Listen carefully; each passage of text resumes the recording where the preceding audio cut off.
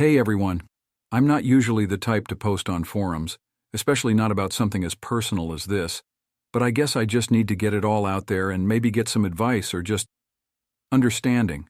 My name's Mark, and I've been married to Emily for 7 years. We met in college, and from the start, it felt like one of those fairy tale romances.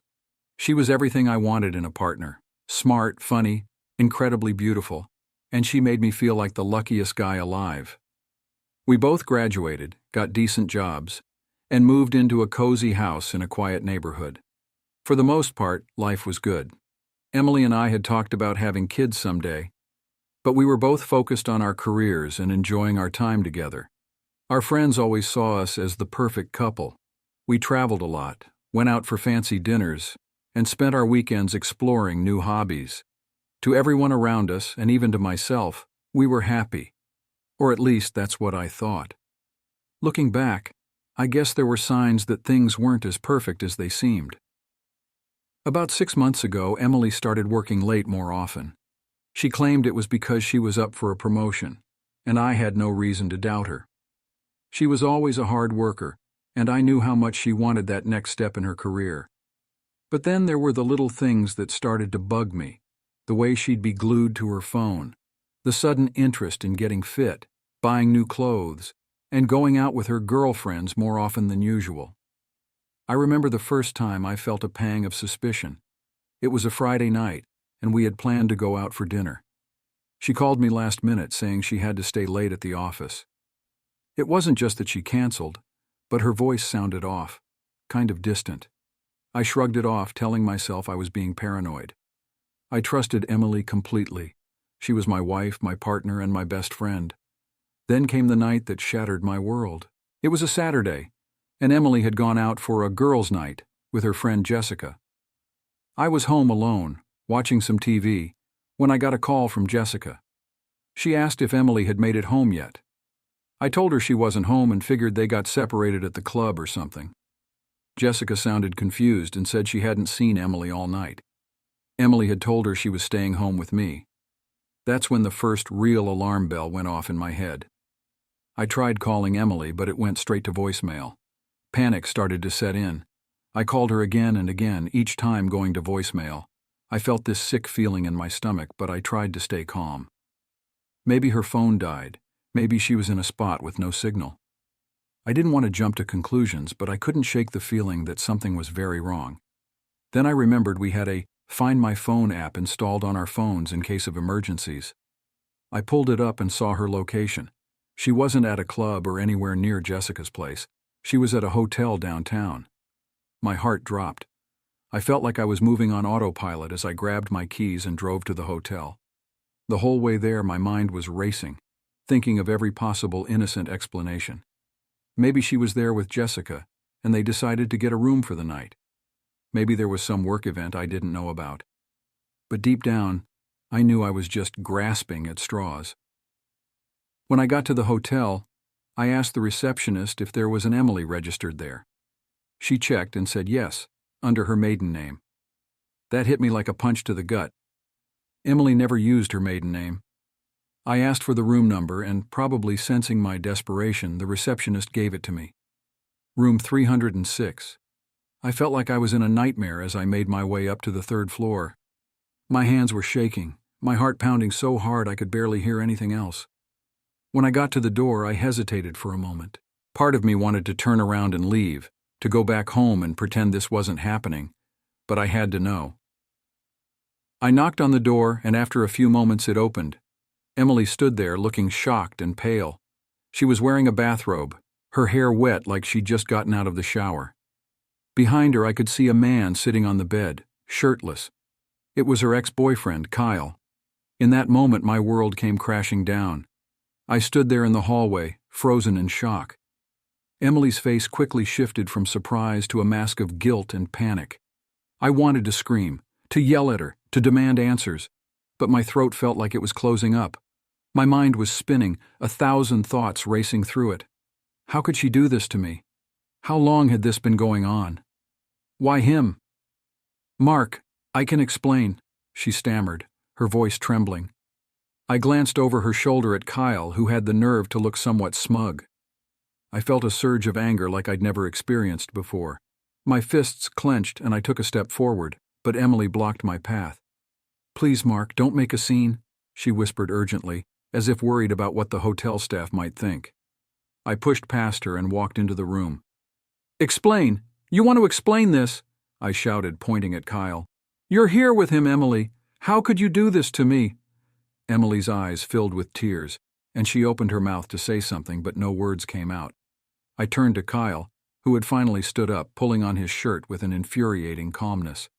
"Get out," I growled at him, my voice low and dangerous. "Now!" Kyle held up his hands in mock surrender and quickly gathered his things, slipping past me and out the door without a word. The door clicked shut behind him, leaving me alone with Emily. The silence was deafening. "Mark, I'm so sorry," she finally said, her voice cracking. "It was a mistake. I never meant for this to happen." I laughed bitterly. "A mistake? You accidentally ended up in a hotel room with your ex? How long has this been going on, Emily?" She hesitated, then whispered, "A few months." I felt like I had been punched in the gut. "Months? You've been cheating on me for months and you call it a mistake?" Tears streamed down her face, but I couldn't find any sympathy for her. All I could think about was the countless lies, the deceit, the betrayal. "I never wanted to hurt you," she sobbed. "It just happened. We reconnected on Facebook and things got out of hand, but I swear it didn't mean anything." "It didn't mean anything?" I repeated, incredulous. "Do you think that makes it better? Do you think that makes this hurt any less?" She took a step toward me, reaching out, but I recoiled. "Don't touch me," I said coldly. "I can't even look at you right now." The pain in her eyes was clear, but I was too wrapped up in my own agony to care. I needed to get out of there, to get away from her and the stifling, oppressive weight of her betrayal. "I'm going home," I said, my voice hollow. "I need to think." "Please, Mark, we can work this out," she pleaded. "We can go to counseling, we can fix this. I love you." I shook my head. "You don't love me, Emily. You wouldn't have done this if you did." With that, I turned and walked out of the room. I heard her crying behind me, but I didn't look back. I made my way down the hall, through the lobby, and out into the cool night air. I felt numb, like I was in a daze. I got into my car and drove home on autopilot, the city lights blurring around me. When I finally pulled into our driveway, the reality of what had happened began to sink in. This wasn't just a bad dream I could wake up from. My wife had cheated on me with her ex, and now everything we had built together was in ruins. I walked into the house, the silence inside feeling like a tangible thing. I sat down on the couch and put my head in my hands, trying to process the whirlwind of emotion swirling inside me. Anger, hurt, betrayal, confusion. It was all too much. I don't know how long I sat there, but eventually I made my way to the bedroom. I lay down on the bed, but sleep wouldn't come. All I could think about was Emily with Kyle, the lies she had told, the future that now seemed so uncertain. Hours passed, and eventually, exhaustion overtook me. My sleep was restless, filled with nightmares of Emily and Kyle. When I woke up the next morning, I felt no better. The pain was still there, sharp and unrelenting. I knew I couldn't stay in the house. Everywhere I looked, I saw memories of Emily, of us, of the life we had shared. I packed a bag and decided to go stay with a friend for a while. I needed space, distance, time to think. As I drove away, I felt a mixture of relief and sorrow. I didn't know what the future held, but I knew one thing for sure. Nothing would ever be the same again. Staying at my friend Tom's place was like hitting pause on the nightmare my life had become. Tom and I had been friends since high school, and he was the first person I called after leaving the house. He didn't ask many questions, just told me to come over. I was grateful for that. I wasn't ready to talk about it yet. When I showed up at his door with a duffel bag and a haunted look in my eyes, he just gave me a solid, reassuring nod and led me inside. For the first couple of days, we didn't talk about Emily or what had happened. Tom kept things light, cracking jokes and making sure I was fed. It was a welcome distraction, but I knew I couldn't avoid the conversation forever. On the third night, after a few beers, Tom finally broached the subject. We were sitting on his porch, the cool evening air doing little to numb the pain that had settled deep in my chest. "So," Tom began carefully, "you gonna tell me what's going on, man?" I took a deep breath, the words sticking in my throat. "Emily, she cheated on me," I finally managed to say, my voice breaking. "With her ex, Kyle, for months." Tom's eyes widened in shock. "Shit, Mark. I'm so sorry." I nodded, blinking back tears. "I caught them in a hotel room together. She tried to explain, but it doesn't matter. She betrayed me, Tom. I don't know what to do." Tom was silent for a moment. Then he sighed. "Man, that's rough. I can't imagine what you're going through. But you gotta figure out what you want. Do you want to try and work it out? Or is this the end?" His words echoed what had been circling in my mind since that night. Part of me wanted to forgive her, to believe that we could fix this and move forward. But another part of me, a larger part, knew that I could never trust her again. "I don't know if I can ever trust her," I admitted. "Every time I look at her, I see them together. How do you come back from that?" Tom nodded, understanding. "Trust is a hard thing to rebuild, especially after something like this. You have to decide if you think it's worth it, and if it's not, then it's okay to let go." His words stuck with me. The next morning, I decided it was time to face Emily and have a real conversation about what had happened and what we were going to do next. I couldn't keep avoiding her forever. I drove back to the house, my stomach in knots the whole way. When I walked in, Emily was sitting on the couch, her eyes red and swollen from crying. She looked up when she heard the door and stood up, wringing her hands nervously. "Mark," she said, her voice barely above a whisper, "I'm so sorry." I took a deep breath, trying to stay calm. "We need to talk." She nodded and we sat down, the silence between us heavy with unspoken words. "Why, Emily?" I asked, my voice breaking. "Why did you do it?" She looked down at her hands, tears streaming down her face. "I don't know, Mark. I was stupid and selfish. When Kyle reached out, I thought it was harmless, just catching up. But then, I don't know. It felt exciting, new, and before I knew it, things got out of hand. But I swear I never stopped loving you." Her words cut deep.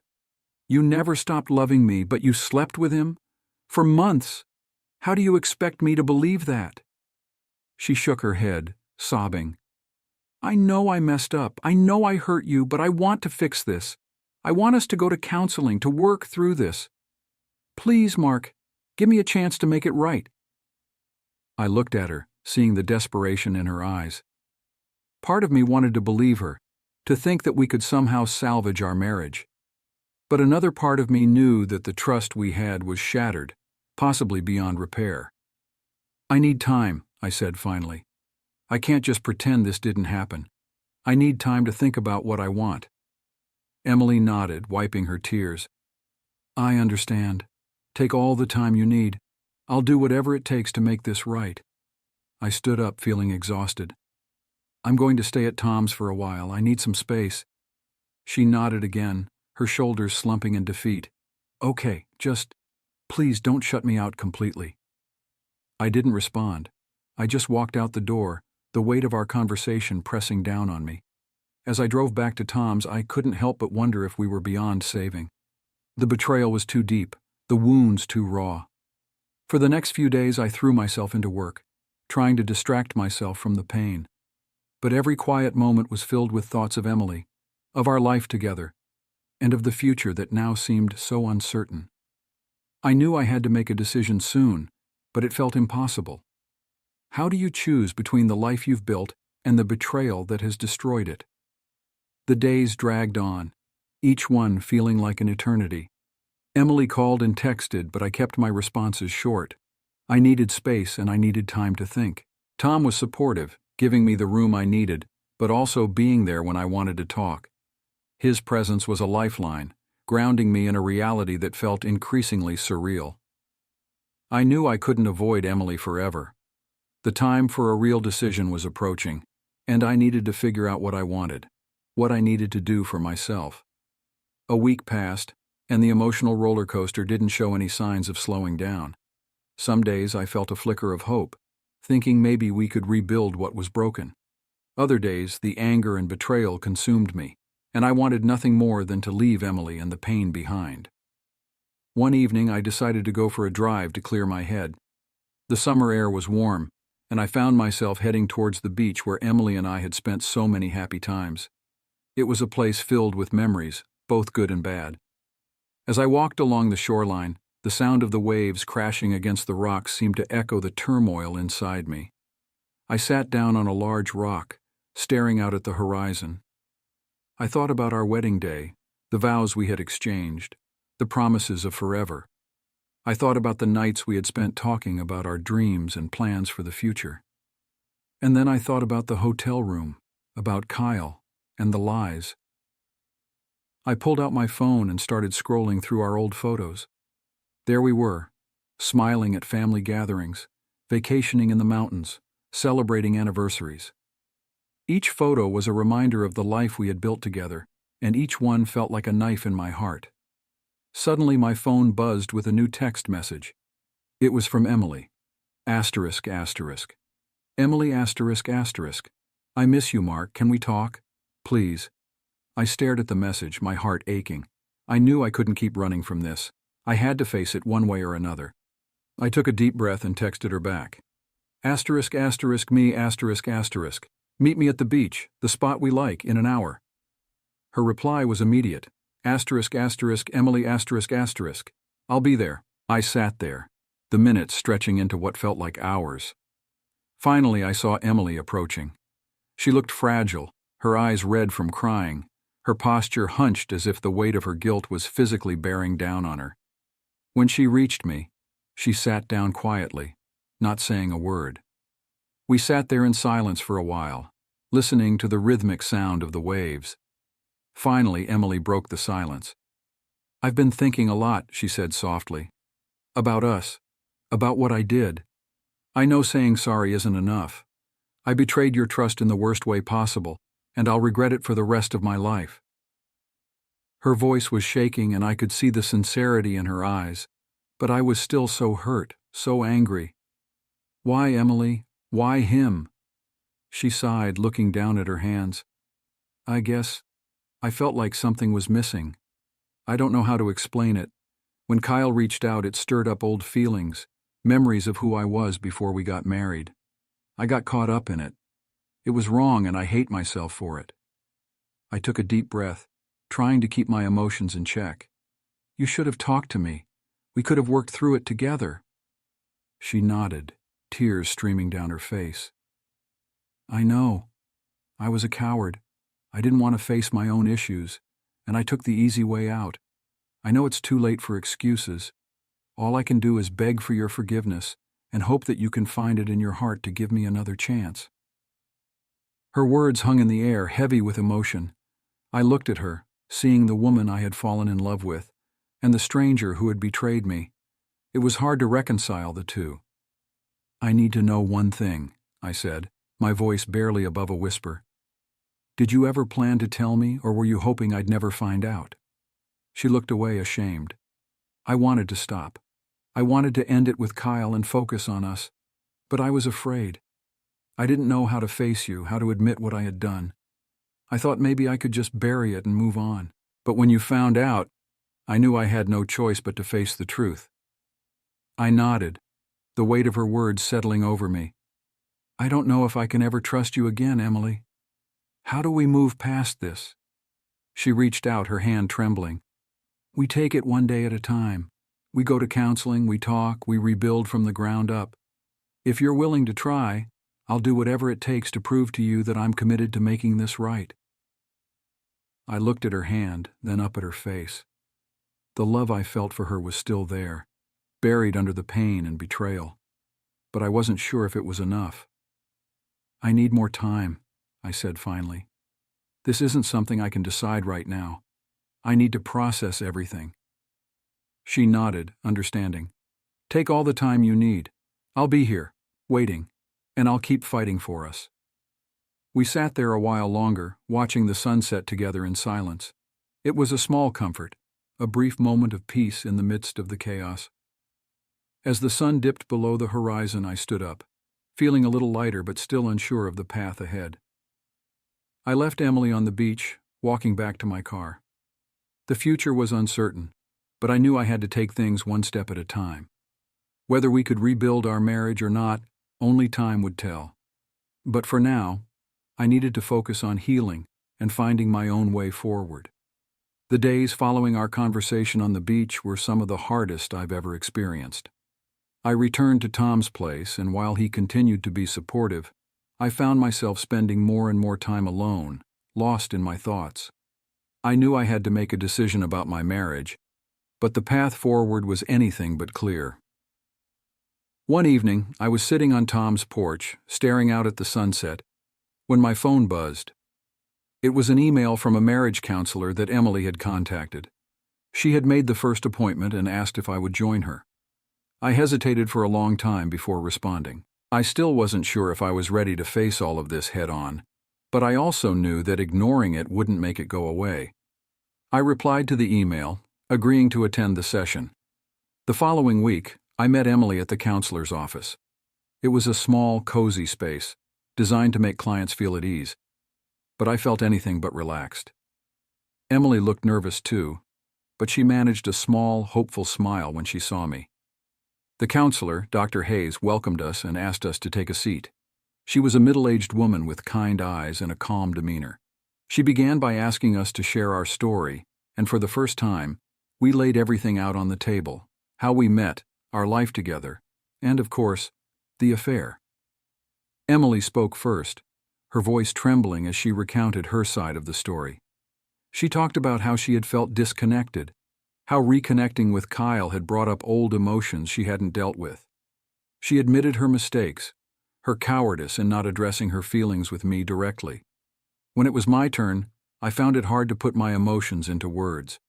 The anger, the betrayal, the sense of loss, it all came rushing back. But Dr. Hayes was patient, guiding me through my feelings and helping me articulate the pain I was experiencing.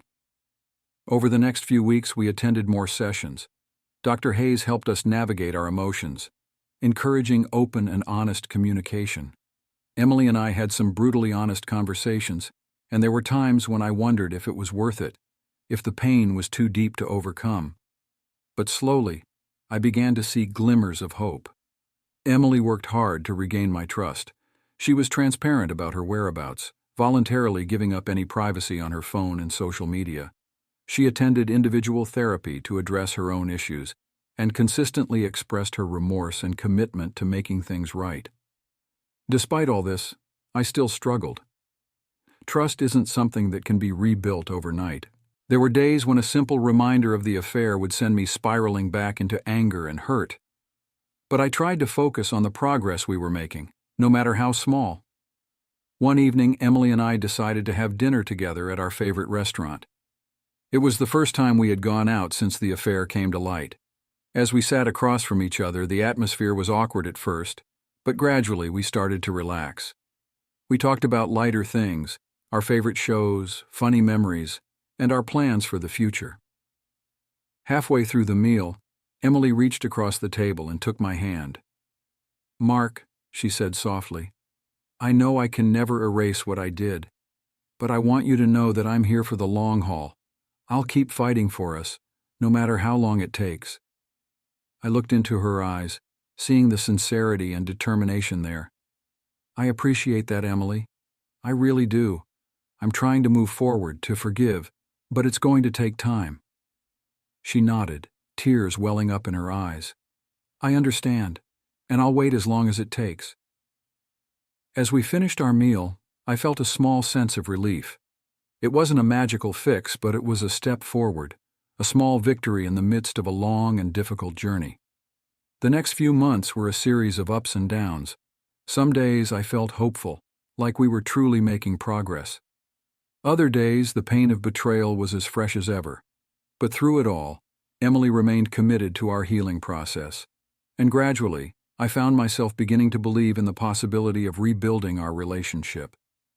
We continued our counseling sessions with Dr. Hayes, who was a constant source of support and guidance. She helped us navigate the tricky waters of trust and communication, encouraging us to be patient with each other and ourselves. One evening, after a particularly good session, Emily and I decided to take a walk through our old neighborhood. As we walked, hand in hand, we talked about our future, about the dreams we still had and the life we wanted to build together. For the first time in a long while, I felt a glimmer of hope, a belief that maybe, just maybe, we could come out of this stronger than before. It wasn't going to be easy, and I knew there would be more difficult days ahead. But as we walked together, I realized that I was willing to try. I was willing to fight for our marriage, to see if we could rebuild the trust and love that had once defined our relationship. We still had a long way to go, but for the first time since the affair came to light, I felt like we were moving in the right direction. It was a tentative step toward healing, but it was a step nonetheless. And in that moment, it was enough. The following months were a delicate dance of progress and setbacks. Emily and I continued our counseling sessions, which proved invaluable in helping us communicate more effectively. Dr. Hayes was a rock, guiding us through our emotions and helping us understand each other's perspectives. But despite our efforts, the road to rebuilding trust was anything but smooth. There were days when things felt almost normal, when we could laugh together and enjoy each other's company without the shadow of the affair looming over us. But then there were days when a random thought or a casual reminder would bring the pain rushing back, and we'd be right back in the thick of it.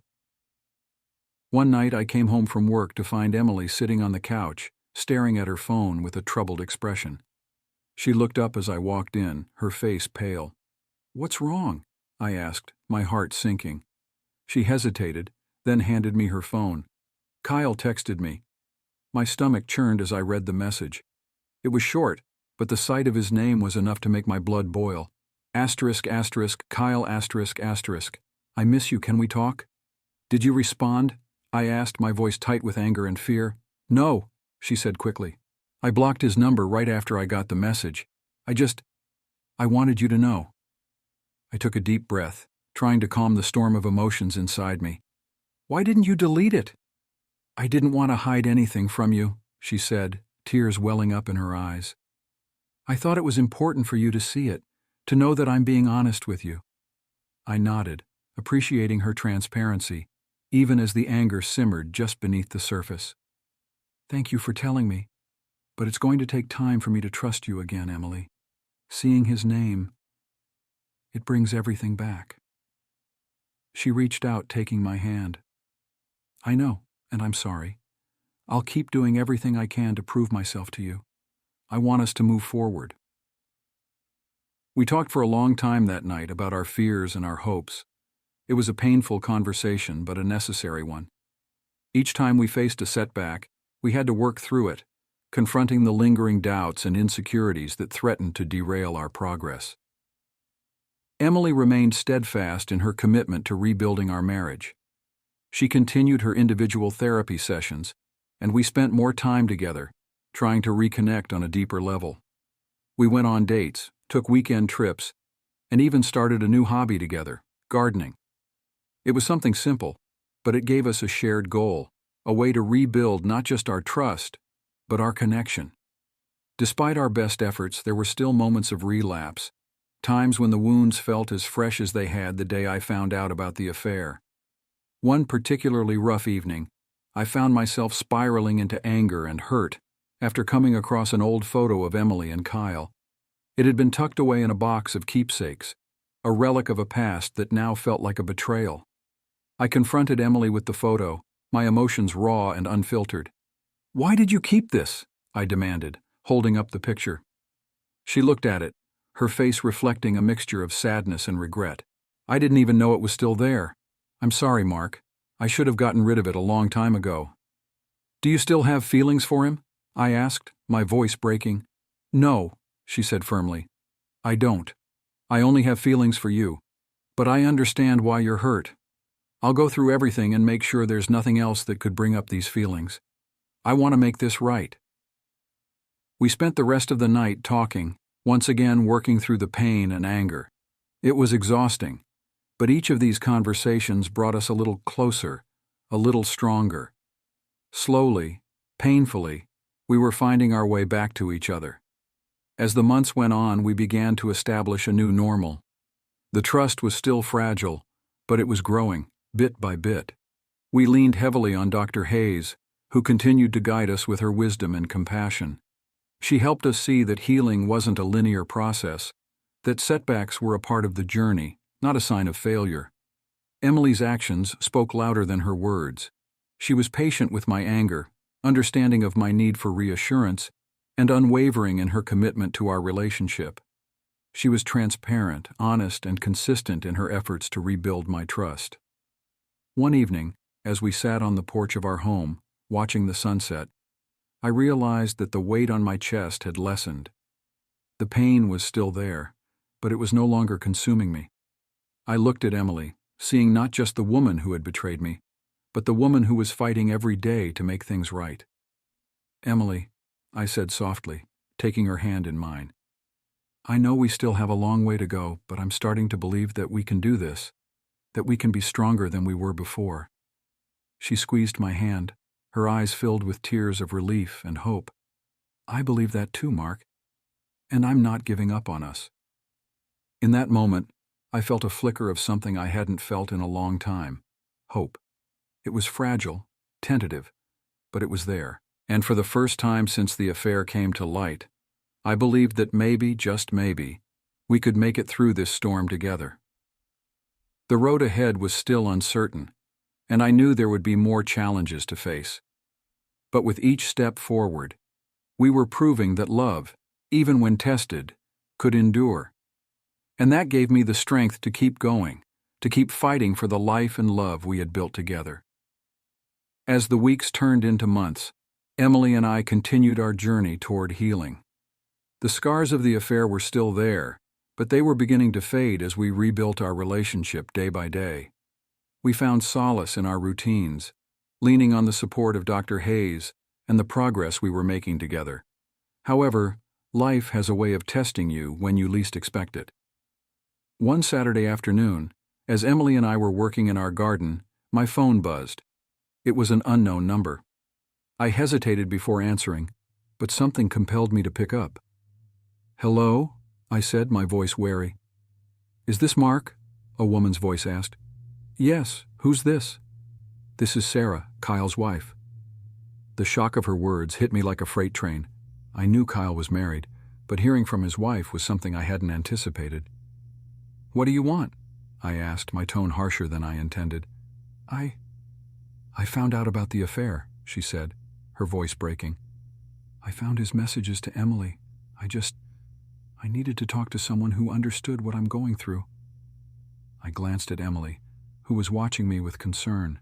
I stepped away, needing some privacy. "I'm sorry, Sarah. I really don't know what to say." "Did Emily ever tell you why it happened?" she asked, her voice tinged with desperation. "Because Kyle isn't giving me any answers." I sighed, running a hand through my hair. She said it was about feeling disconnected, about unresolved feelings from their past. "But Sarah, you need to focus on your own healing, not on Kyle's reasons." There was a long pause before she spoke again. "You're right. I needed to hear it from someone who understands. Thank you, Mark." We ended the call and I walked back to Emily, who looked worried. "Who was that?" she asked. "It was Kyle's wife, Sarah," I replied, sitting down beside her. "She found out about the affair." Emily's face paled. "Oh my God, I'm so sorry, Mark. I didn't want anyone else to get hurt because of my mistakes." I took her hand, squeezing it gently. "This isn't your fault alone, Emily. Kyle is just as responsible, but we need to stay focused on us, on our healing." She nodded, tears brimming in her eyes. "You're right. We've come so far, and I don't want anything to derail that." Despite the challenges that continued to arise, we found strength in each other.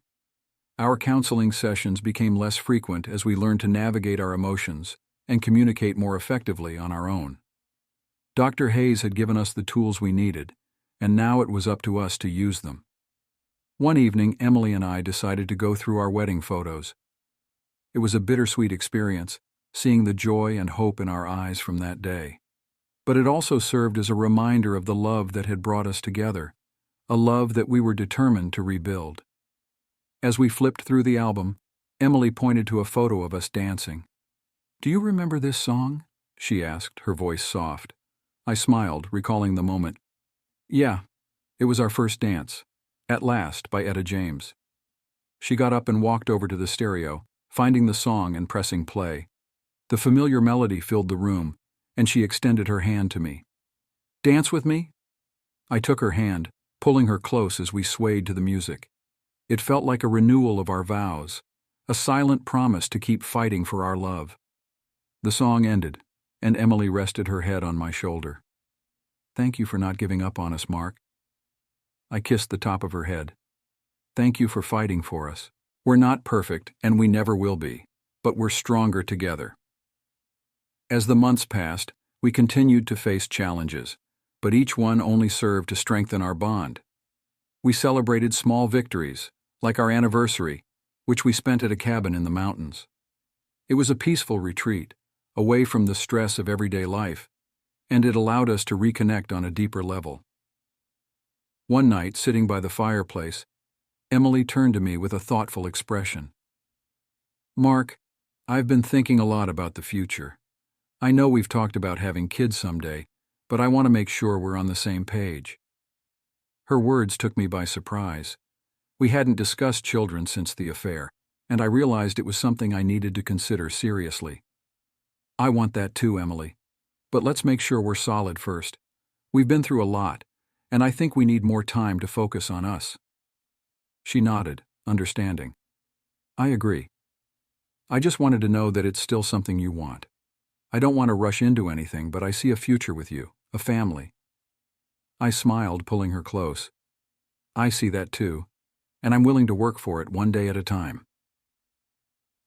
The trip to the mountains marked a turning point for us. We returned home feeling more connected and hopeful about our future. The trust between us was slowly being rebuilt, and though the pain of the past still lingered, it no longer defined our relationship. Emily's actions continued to reinforce her commitment.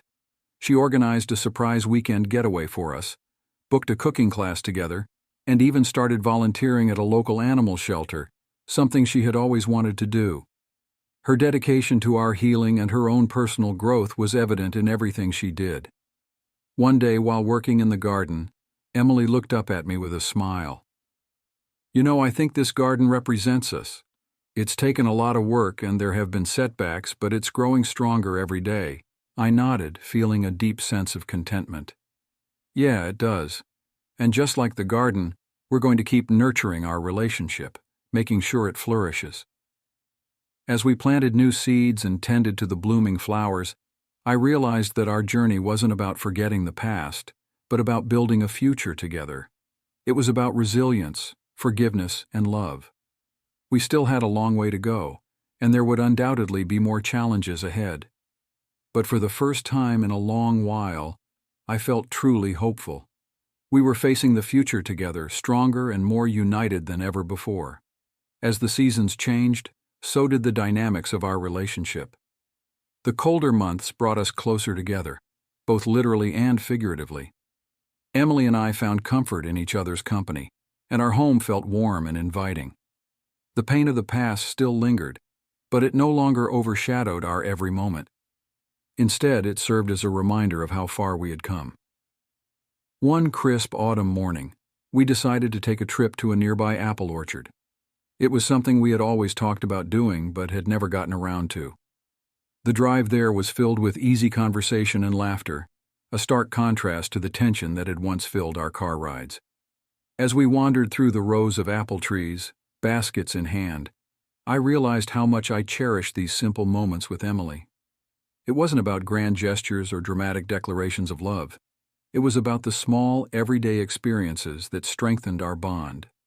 We spent the day picking apples, enjoying the fresh air, and indulging in cider and donuts. It was a perfect day, one that reminded me of the joy we could still find in each other. That evening, as we sat by the fireplace sipping hot cider, Emily turned to me with a smile. "Mark, I've been thinking about something," she said, her voice soft and contemplative. "What is it?" I asked, curious. I know we've been through a lot, and we're still healing, but I think it's time we start looking forward. I want to build a future with you, a family. What do you think? Her words warmed my heart. I've been thinking about that too. I want a family with you, Emily, but I think we should take it one step at a time, make sure we're both ready. She nodded, her eyes filled with love and determination. Agreed. One step at a time. But it feels good to talk about it, to plan for our future. The next few months were a period of growth and renewal. We continued to work on our relationship, finding new ways to connect and communicate. We also made an effort to focus on our individual growth, supporting each other in our personal goals. Emily started taking a photography class, something she had always wanted to do but had put off for various reasons. I encouraged her, seeing how passionate she was about capturing moments through her lens. She, in turn, supported me as I pursued my own interests, like joining a local running club and taking up woodworking. One weekend, Emily surprised me with a framed photo she had taken of our garden in full bloom. "This is for you," she said, handing me the frame, "a reminder of our journey and how far we've come." I looked at the photo, feeling a surge of emotion. "Thank you, Emily. This means a lot to me." We hung the photo in our living room, a symbol of our renewed commitment to each other and the life we were building together. It served as a daily reminder of the strength of our love and the resilience we had shown in overcoming our challenges. The holidays arrived, and with them came a sense of peace and joy. We spent Thanksgiving with our families, who were supportive and understanding of our situation. Christmas was a quiet, intimate affair, just the two of us in our home, decorating the tree and exchanging thoughtful gifts. On New Year's Eve, we decided to host a small gathering of close friends. As the clock neared midnight, we found ourselves on the back porch, watching the stars. "Here's to a new year," Emily said, raising her glass. "And to us, stronger and more in love than ever." "To us," I echoed, clinking my glass with hers. As the fireworks lit up the sky, I felt a sense of closure and new beginnings. The past year had been the most challenging of my life, but it had also been one of immense growth and transformation. Emily and I had faced our darkest moments and come out on the other side, stronger and more united. In the months that followed, we continued to nurture our relationship. We took more trips together, explored new hobbies, and made time for each other amidst our busy schedules. We also began discussing more seriously the idea of starting a family, feeling more confident in our ability to face the future together. One spring afternoon, as we were planting new flowers in the garden, Emily turned to me with a shy smile. "Mark, I have some news." "What is it?" I asked, my curiosity piqued. "I'm pregnant," she said, her eyes shining with happiness. The world seemed to stop for a moment as I processed her words. A flood of emotions washed over me: joy, excitement, and a deep sense of love and gratitude. I pulled her into a tight embrace, feeling tears of happiness well up in my eyes. "That's amazing news, Emily. I'm so happy," I said, my voice choked with emotion. We stood there holding each other, feeling the weight of the past lift as we looked forward to the future. It wasn't going to be easy, but we were ready to face whatever came our way together. The months of Emily's pregnancy were filled with anticipation and preparation. We attended prenatal classes, set up a nursery, and read every book we could find on parenting. We were a team, facing this new adventure with the same determination and love that had gotten us through the darkest times. As we awaited the arrival of our baby, I reflected on the journey we had been on. From the depths of betrayal and heartbreak, we had risen stronger, more connected, and ready to face the future together. Our love had been tested, but it had endured, and now it was time to begin a new chapter in our lives. With each passing day, I felt more confident in our ability to build a beautiful life together. Emily and I had faced our demons, and in doing so, we had found a deeper, more profound love. As we prepared to welcome our child into the world, I knew that no matter what challenges lay ahead, we would face them together, united in love and commitment. And that, more than anything, gave me hope for the future. As Emily's pregnancy progressed, our anticipation grew. The nursery took shape with each piece of furniture we assembled, and each decoration we hung. It became a tangible symbol of our future, a testament to our love and the new life we were creating together. Emily was radiant during her pregnancy. Despite the challenges and discomforts, she remained positive and excited, her joy infectious. We attended every doctor's appointment together, listened to the baby's heartbeat, and marveled at the ultrasound images. Each milestone brought us closer, strengthening our bond and reaffirming our commitment to each other and our family. One crisp autumn morning, Emily woke me with a gentle shake. "Mark," she whispered, her voice filled with a mix of excitement and nervousness, "I think it's time." I bolted upright, adrenaline coursing through me. "Are you sure?" She nodded, a small determined smile on her face. "Yes, I'm sure. It's time."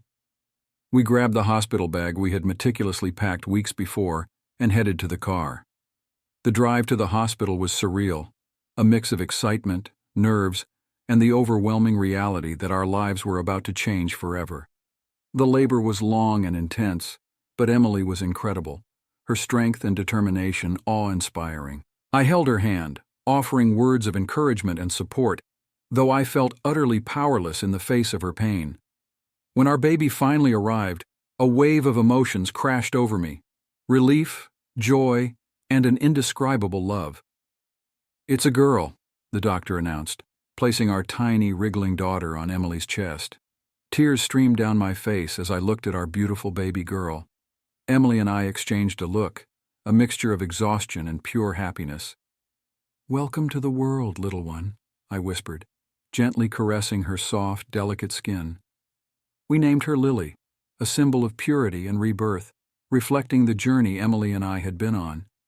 Holding her for the first time, I felt an overwhelming sense of responsibility and love.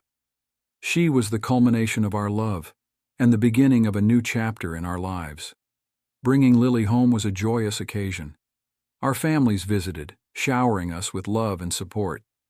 Emily and I navigated the challenges of new parenthood together, learning and growing with each sleepless night and each tender moment.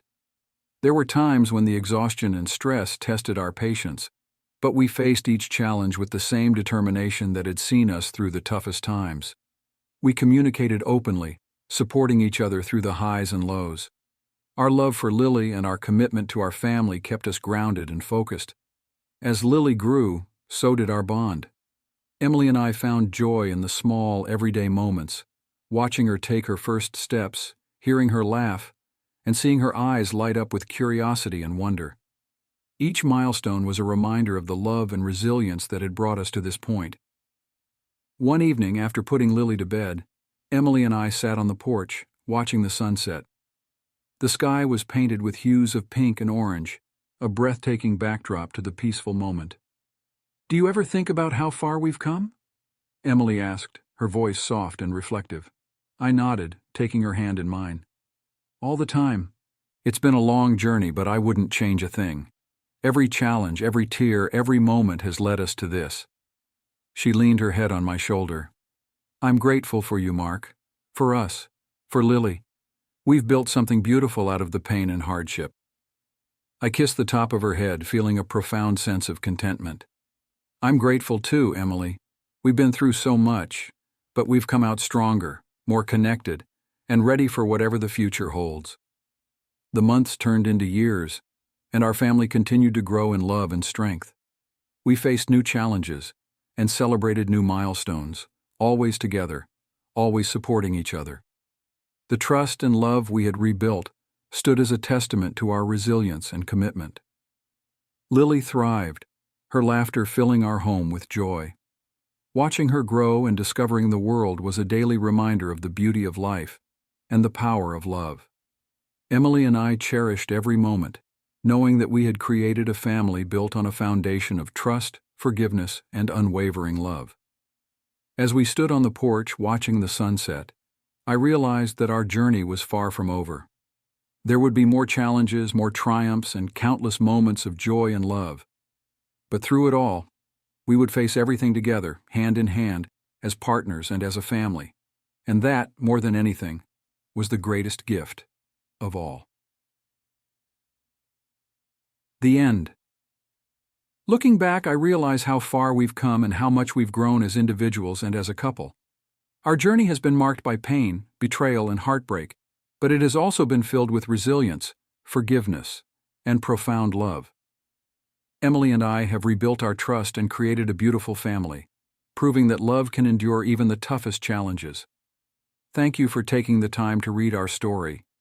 Sharing this journey has been both cathartic and healing, and I hope it offers some insight or comfort to those who may be facing similar struggles. Remember, it's not the challenges that define us, but how we choose to face them and grow from them. Subscribe to the channel and share your impressions in the comments.